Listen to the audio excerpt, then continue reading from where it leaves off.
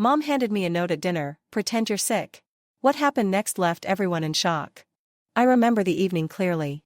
The sun had just dipped below the horizon, casting a warm golden hue across the living room, and the aroma of my mom's famous roast filled the house. I was sitting at the dinner table, scrolling absent-mindedly through my phone, when I noticed Mom sliding a small folded note across the table toward me. I frowned. Mom never passed me notes at dinner.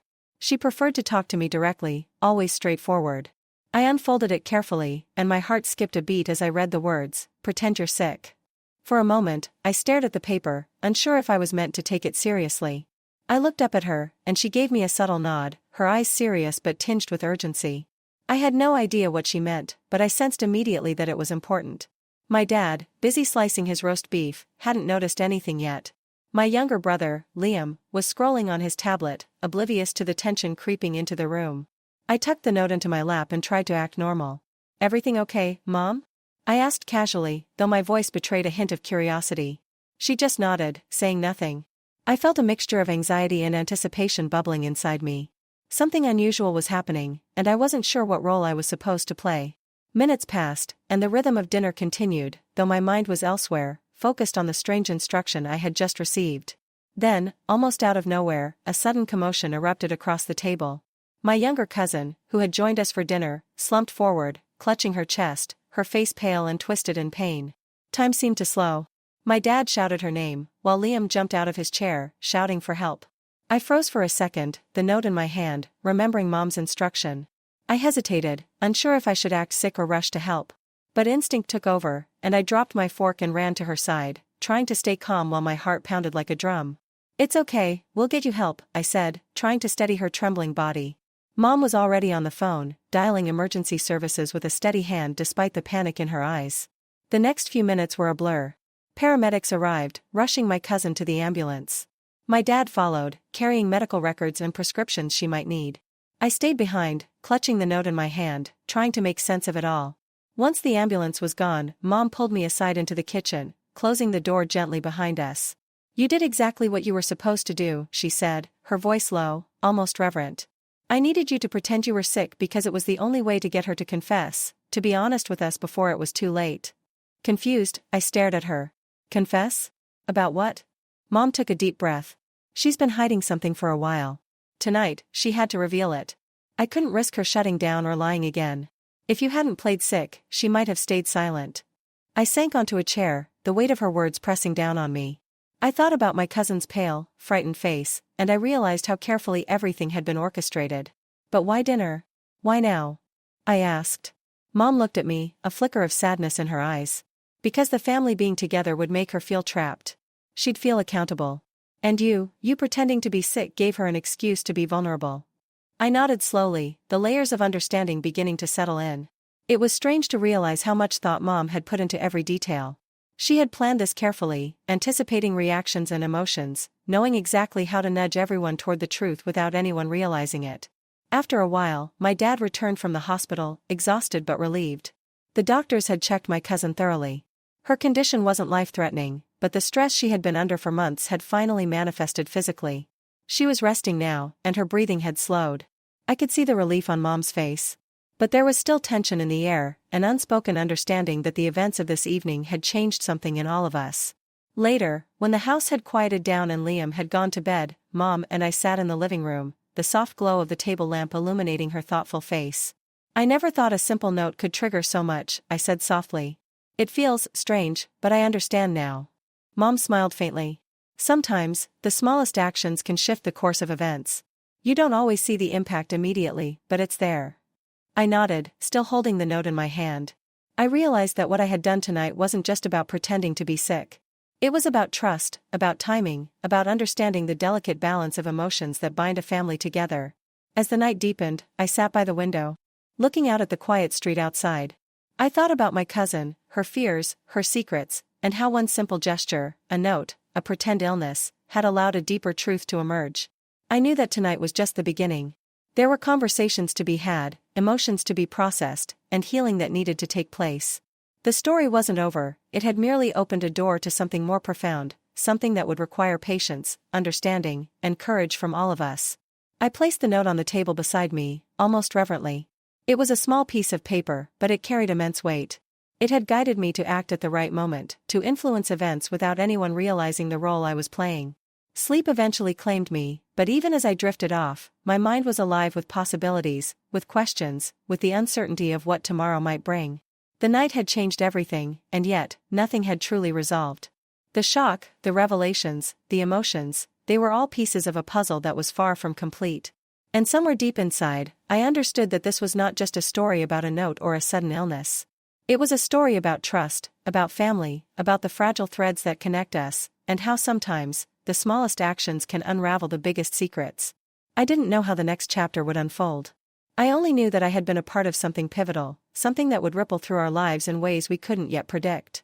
And as the first light of dawn crept into the room, I realized that life had a way of surprising us, of testing our instincts, our empathy, our courage. And tonight, we had all been tested, in ways we would remember for a lifetime. The following morning, sunlight streamed through the curtains, painting warm stripes across the kitchen floor. I stirred my coffee absent-mindedly, the events of last night weighing heavily on my mind. Everything seemed different now, even the familiar creak of the floorboards and the soft hum of the refrigerator sounded sharper, more alive. Mom had been up before me, bustling around with quiet efficiency. She didn't speak much, but her presence filled the room in a comforting yet intense way. I watched her pour cereal into a bowl for Liam, her eyes distant, her movements deliberate. I realized she had been processing last night just as much as I had. Dad arrived at the kitchen table later, holding the newspaper but not really reading it. His brow was furrowed, and he seemed tired in a way that wasn't just from a night's sleep. I knew he was replaying last night's events, thinking of how quickly things had escalated and how fragile everything had seemed. Liam chattered about his school day, oblivious to the tension, but I noticed the small hesitations in his words, the way he glanced at Mom when he thought no one was watching. Even he had sensed that something profound had shifted, though he didn't understand it fully. As the morning wore on, I decided I needed to see my cousin, to check on her myself. I called the hospital, and after a few minutes, the nurse connected me. Her voice was calm but had a hint of caution. "She's resting, but we recommend she stays in bed for a while. No visitors yet," the nurse said. I thanked her and hung up, my stomach twisting with worry. I hadn't expected her to be physically affected like this. It wasn't just the shock of last night, it was the culmination of weeks, maybe months, of bottled-up stress and fear. I spent the morning pacing our small living room, glancing at the note still lying on the counter. Every so often, I would pick it up, unfold it, and read the words again. "Pretend you're sick."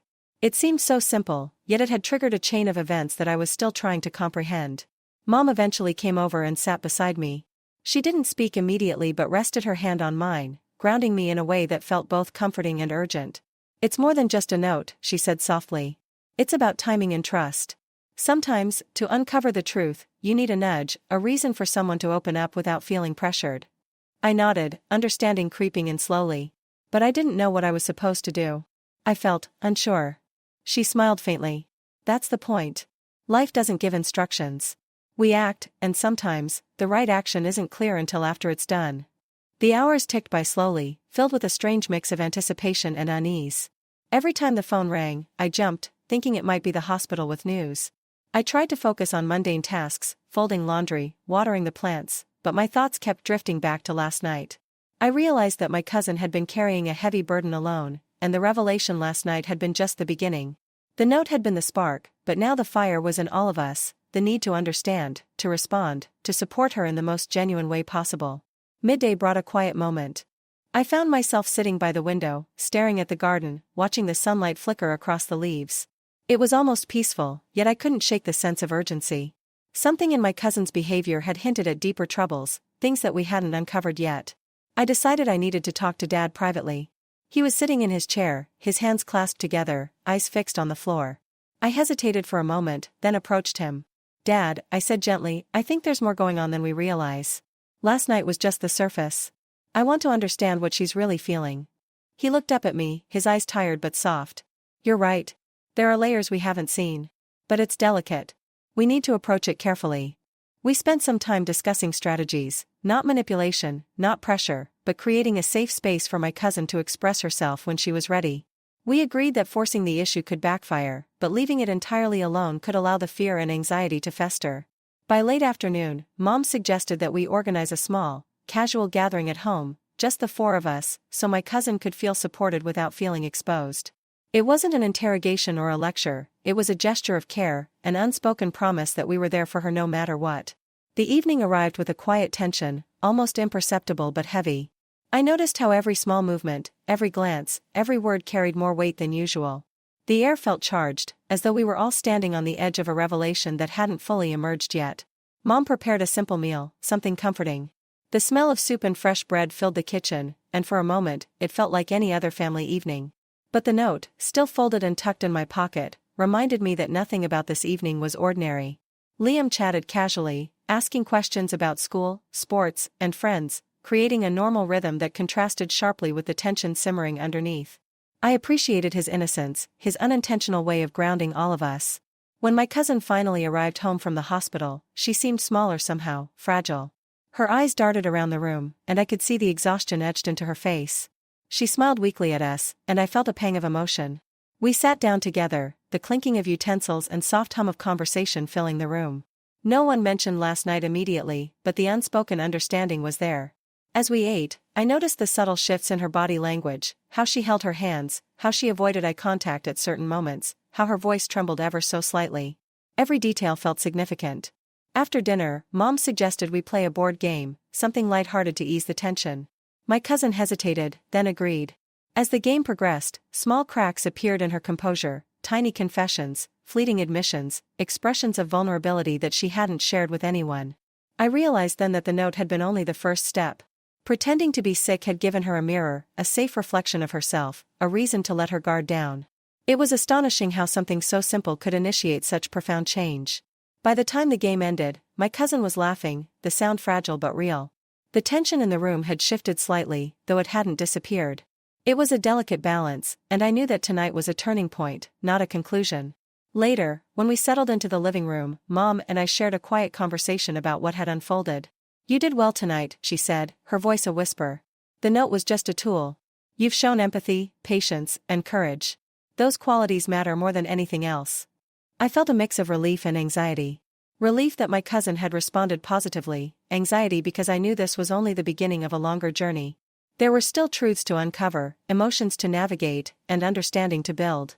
As night fell, I found myself alone in my room, reflecting on the day. I thought about my cousin, about Mom, about the complex web of emotions and relationships that connected us all. I realized that the note, the pretending, the chaos of last night, it had all been about more than immediate events. It had been about trust, timing, and the courage to confront hidden truths. I felt a quiet determination settle in me. I wanted to help, to support, to understand. I wanted to ensure that the fragile threads of our family weren't just held together by circumstance, but by conscious effort, love, and commitment. The night deepened, and sleep beckoned, but I stayed awake a little longer, pondering the possibilities. The journey ahead was uncertain, full of challenges and revelations, and yet, it felt important, necessary. I glanced at the note once more, folded neatly on my desk. It was a small piece of paper, but it had sparked something profound. It had reminded me that the simplest actions, the quietest gestures, could have far-reaching consequences, shaping the course of lives in ways that were subtle yet significant. And as the first stars appeared in the sky, I understood that this story was far from over. There were more conversations to have, more emotions to navigate, and more truths to uncover. Tonight had been a catalyst, not a conclusion, and I was ready, in whatever small ways I could be, to be part of what came next. The next morning, the house was quiet, unusually so, as if everyone was holding their breath after the events of the previous night. I made my way to the kitchen, noticing how the sunlight spilled across the wooden floor, highlighting dust particles that floated lazily in the warm air. Mom was already there, preparing breakfast with her usual quiet focus, but her eyes seemed distant, thoughtful, as if replaying last night's moments over and over in her mind. I poured myself a cup of coffee and took a seat at the table, watching her. There was a gravity in her movements, a silent acknowledgement that the delicate balance of emotions we were navigating had shifted irrevocably. Dad joined us shortly after, his presence heavy yet steady. He didn't speak much, his gaze occasionally drifting to the doorway as if expecting someone to appear. Liam, oblivious to the weight in the room, chatted about school, his innocence acting as a fragile tether to normalcy. I kept glancing at the clock, my mind restless, thinking about my cousin. She had returned home from the hospital late last night, and while she appeared physically fine, I knew the emotional aftermath of her ordeal was only beginning.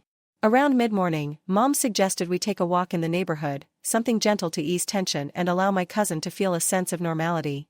We bundled up in jackets, and the cool air nipped at our faces, sharpening our senses. Walking side by side, I felt a strange mixture of relief and lingering worry. My cousin walked slightly ahead, quiet and withdrawn, her hands tucked into her pockets. I wanted to reach out, to speak, but the words felt heavy and inadequate. Mom glanced at me, her eyes soft but encouraging, and I realized that our role today was not to press, but to support. We passed familiar houses, the kind where neighbors wave from their porches, children play with bicycles, and mailboxes are adorned with colorful decorations. Yet, in the midst of this everyday scenery, the tension in our group was palpable. Every smile, every casual comment, felt layered with unspoken meanings. After a few blocks, we found a small park with benches and a playground. My cousin paused, gazing at the swings, and for a moment, her expression softened. She let out a small sigh, a mixture of fatigue and relief, and I saw a flicker of the person she was beneath the fear and stress. We sat on a bench together, the crisp air filling our lungs, and I felt an urge to speak, to bridge the gap that had widened over weeks of hidden truths and unspoken feelings. "You don't have to say anything," I began gently. "But I want you to know we're here. Always." She looked at me, her eyes glistening slightly, and I could see the internal struggle playing out behind them. She nodded faintly, a quiet acknowledgement that she understood but wasn't yet ready to respond fully. Mom joined us on the bench, her hand resting lightly on my cousin's shoulder, a gesture of support and reassurance. The moment was simple, yet loaded with meaning. It was the kind of connection that doesn't need words to convey trust and care. We stayed there for a while, watching children play, listening to the faint rustle of leaves in the breeze, and for a short period, it felt like the weight of last night had lifted slightly. But I knew it was only temporary. The truths we were waiting to uncover, the confessions yet to be made, still lingered like shadows at the edge of our awareness. As we walked back home, my cousin remained quiet, her gaze fixed ahead, but her shoulders seemed a little less tense. I felt a mixture of hope and trepidation. The evening would come, and with it, more opportunities for dialogue, for understanding, for the delicate unraveling of hidden emotions. Back at home, Dad suggested we have a light lunch, and the act of preparing food became a subtle ritual, grounding us in the ordinary while the extraordinary continued to unfold beneath the surface.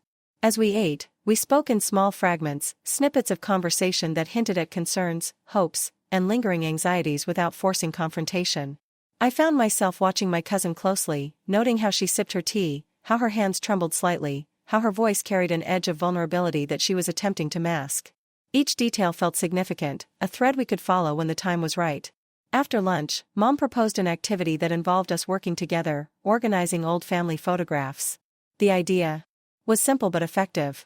It gave everyone a shared purpose, a distraction, and a gentle framework for interaction. As we sorted through photographs, memories surfaced, moments of laughter, of small triumphs, of sorrow. My cousin occasionally paused, tracing her finger over a picture, a subtle smile tugging at her lips. I realized that these tangible remnants of the past were helping her reconnect with a sense of security, grounding her amid the uncertainty of the present. Dad, ever pragmatic, took on the task of labeling albums and arranging pictures chronologically. His careful attention to detail seemed to anchor the household in a quiet order, a reminder that amidst emotional turbulence, structure and routine provide stability. Liam, with his boundless energy, enthusiastically commented on every photo, asking questions, offering observations, and sometimes laughing at silly hairstyles or awkward poses. His presence was a light, a steady reminder that innocence and joy persisted even in complex, emotionally charged situations. As afternoon transitioned into evening, a sense of calm settled over the house. But beneath the surface, currents of tension and anticipation flowed. Each glance, each word, each pause carried subtle weight, a reminder that our family's journey toward understanding was ongoing. Mom suggested we gather in the living room for tea and quiet conversation. The room was softly lit, shadows dancing on the walls, and the aroma of freshly brewed tea added a sense of warmth. My cousin hesitated at first, then slowly joined us, sitting slightly apart, her posture tentative. We spoke in gentle tones, avoiding pressure, but creating a space that invited honesty. My cousin's eyes flickered, revealing glimpses of thoughts and feelings she had kept hidden. Every pause, every sigh, every hesitation felt meaningful, a piece of the puzzle we were patiently assembling. I noticed how the smallest gestures, offering a cup of tea, a light touch on the hand, a nod of understanding, had a profound effect. The note from last night had initiated this process, but now, it was the steady, quiet presence of empathy and patience that was guiding us forward. As night fell, the house grew quiet. Liam had gone to bed, leaving the adults in a hush filled with anticipation and unspoken reflection. We sat together, the faint hum of the city outside our window, and I realized that the true work of healing and understanding had only begun. The note lay folded on the coffee table, a small but powerful reminder of how one action could ripple through our lives. It had been the catalyst, but the process required time, patience, and courage from all of us. I found myself thinking about the days ahead, the conversations we would need to have, the emotions we would need to navigate, and the delicate balance of trust and support we had to maintain. Each moment carried the potential for revelation, for connection, for growth. The night deepened, yet sleep eluded me. I stayed awake by the window, listening to the faint sounds of the neighborhood, contemplating the intricate web of relationships, fears, and hopes that defined our family. I understood that the journey we had embarked on was far from over. There were more truths to uncover, more emotional walls to gently dismantle, and more trust to build. Each day, each interaction, would shape the path forward, guiding us toward understanding in ways we could not yet predict. I glanced at the folded note one last time before placing it carefully on the desk. Its simplicity belied its power, and I realized that the smallest actions, when guided by empathy and awareness, could trigger profound transformations. And as the first hints of dawn touched the sky, I felt a quiet determination, a readiness to face the unfolding challenges. The story was far from complete, and its next chapters depended on our willingness to listen, to act with compassion, and to navigate the fragile, intricate threads of trust and love that bound us together. The morning light spilled gently through the curtains, softening the edges of the living room as I sat at the kitchen table with my cup of coffee, watching Mom move quietly around the room. There was a calmness now, a gentle rhythm that had replaced the tension and unease of the past few days. Dad was reading the newspaper, though his eyes often lifted to glance at us, a small smile occasionally tugging at his lips. Liam had taken to quietly drawing at the corner of the table, his youthful energy subdued by the subtle gravity of the household. I felt a quiet relief in the stillness, but I knew that our journey toward understanding, toward fully reaching my cousin, was not yet complete. After breakfast, Mom suggested we spend some time in the garden, taking in the early warmth of spring and allowing my cousin to enjoy a change of scenery. She hesitated at first, her hands clasped together, but slowly joined us, the small smile she gave occasional proof of her gradual comfort. We wandered among the flowers, the faint hum of bees and the soft rustle of leaves providing a soothing soundtrack to our quiet exploration. The garden had always been a place of reflection and calm, a natural space to breathe and let thoughts settle. I found myself walking beside my cousin, speaking in soft tones about small, ordinary things, the changing weather, the colors of the flowers, a bird that had landed nearby. Her responses were cautious at first, clipped, but gradually became longer, more fluid. A genuine smile finally appeared when she spotted a tiny butterfly landing on a rose, its delicate wings glinting in the sunlight. I felt a sense of triumph, subtle but real, in seeing her engage with the world again. Mom watched us from a nearby bench, her eyes calm but attentive, ready to offer support if needed. Dad joined us later, carrying a small basket, suggesting we gather some flowers for the house, turning the activity into a family project. Working together, side by side, we found a rhythm that was both comforting and grounding. The flowers, vibrant and alive, seemed to mirror the small but significant healing happening within the walls of our home. By afternoon, we returned indoors, the scent of flowers mingling with the familiar aroma of Mom's cooking. We prepared a simple lunch together, each of us contributing, sharing light-hearted conversation, laughter soft but genuine. My cousin's hesitance had faded, replaced with tentative openness, the first steps toward rebuilding her confidence and trust.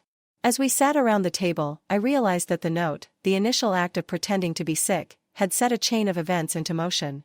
But it was the patient, quiet presence, the gentle encouragement, and shared experiences that had allowed real healing to begin. After lunch, we gathered in the living room, the soft afternoon light streaming through the windows. Mom suggested we look through old family albums once more, but this time, the mood was lighter, reflective rather than tense. My cousin participated willingly, pointing out memories, laughing at old photos, and even sharing small anecdotes she hadn't mentioned before. I listened carefully, realizing that these moments were as significant as any conversation, that trust was being rebuilt not only through words but through shared experiences and understanding. Dad chimed in occasionally, his calm voice guiding the narrative, ensuring that everyone felt heard and valued. Liam added his own innocent observations, his laughter a subtle balm for the lingering unease. As evening approached, we prepared a simple dinner together, the act of cooking and serving food turning into a shared ritual of care. We ate slowly, savoring not only the meal but the restored sense of connection and warmth that had grown between us. Afterward, Mom suggested we sit together in the living room, sharing stories and reflections from the day. We spoke openly, gently, and with care, allowing space for my cousin to express her thoughts without pressure. She spoke about her fears, her anxiety, and the relief she felt in being surrounded by family who listened and cared. We shared our own feelings too, the worry, the hope, the desire to support and protect each other. It was a conversation that flowed naturally, full of empathy, understanding, and the unspoken bonds of love that had guided our actions. As the night deepened, the house quieted, and a sense of calm settled over all of us. We were aware that life would continue to bring challenges, but for the first time in weeks, there was a sense of stability, of connection, of hope. I realized that the events that had begun with a small note at dinner had grown into something far more significant. It had reminded us of the importance of attentiveness, of empathy, and of the courage to act with love even when the path wasn't clear. We had faced fear, uncertainty, and vulnerability together, and through patience and care, had begun to rebuild trust and understanding. As I prepared for bed, I reflected on the day, feeling a quiet satisfaction in the progress we had made. The note, once a small catalyst, had led to profound moments of connection and revelation. I knew that challenges would arise again, that emotions would continue to ebb and flow, but the foundation of trust and empathy had been strengthened. Lying in bed, I felt a sense of peace, a sense that despite the difficulties, we had begun a meaningful journey of healing and understanding. And as sleep finally claimed me, I carried with me the knowledge that even small gestures, guided by care and awareness, could create lasting change. The story had reached a turning point, and while life would continue to unfold in its unpredictable ways, I felt ready to face it, together with my family, with patience, empathy, and love.